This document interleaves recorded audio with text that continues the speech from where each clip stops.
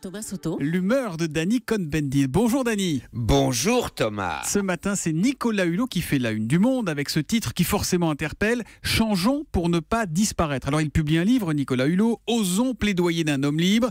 Il a aussi lancé une pétition et parmi les premiers signataires, j'ai repéré un certain Danny Cohn-Bendit. Danny, vous n'avez pas passé l'âge de signer des pétitions quand même ? C'est faux, mon cher Thomas. Je suis dans plein pied à l'âge des pétitions. La valeur attend le nombre des années, Thomas. Oui, je trouve que l'initiative de Nicolas Hulot est une bonne initiative.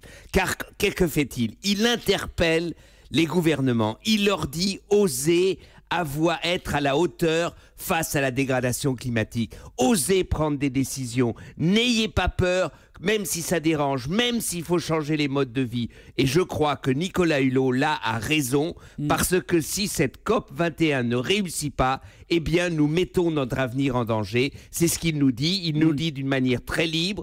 Il est d'ailleurs très drôle. Il a fait vous pouvez voir sur Internet un clip Break the Internet qui est vraiment hilarant. Donc, il a trouvé quelque chose qu'il n'avait pas avant.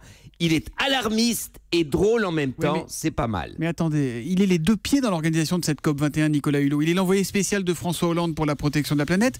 Cette petite montée en tension, ça veut dire qu'il n'y croit pas lui-même à cette conférence ? Non, mais comme il est un homme libre, eh bien, il dit « je fais tout ce que je peux ». Il s'engage, il voyage, il essaye d'influencer, il a les mains dans le cambouis et en même temps, eh bien, il se met un peu dehors et dit « attention, ça ne suffit pas ». Donc, il est absolument dans son rôle. C'est un homme de la société civile qui a maintenant pris parti de s'engager à côté d'un gouvernement, mais d'une manière libre. Il n'est ni de gauche ni de droite. Il se bat pour l'écologie et en même temps, eh bien, il fait se tenir les tambours, il dit ça ne suffit pas et il nous parle à nous, citoyens. Car si les choses ne changent pas, c'est que nous aussi, nous n'osons pas toujours aller dans la direction d'une politique de l'environnement. Il nous parle à nous, citoyens, mais vous lui dites quoi, Nicolas Hulot, ce matin, Danny ?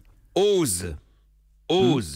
Il est évident, je ne sais pas s'il faut un candidat écologiste à la présidentielle. Ah, oser jusqu'en 2017 alors. Voilà, mais si il doit y en avoir un, il n'y en a qu'un, c'est Nicolas Hulot. C'est pas Cécile Duflot, c'est pas Jean-Vincent Placé, c'est pas Danny Cohn-Bendit, c'est Nicolas Hulot qui est le seul à pouvoir parler différemment de l'environnement, du capitalisme, etc. Et ça serait justement le seul qui ne serait pas dans ces petits accords politiques. Donc, ose Nicolas Hulot, s'il doit y avoir un candidat, eh bien, prends tes responsabilités. Eh ben, c'est quasiment un appel que vous lui lancez ce matin. J'allais vous appeler Nicolas. Non, Danny Cohn-Bendit. L'humeur de Danny qui revient demain à 8h moins 10. À demain, Danny.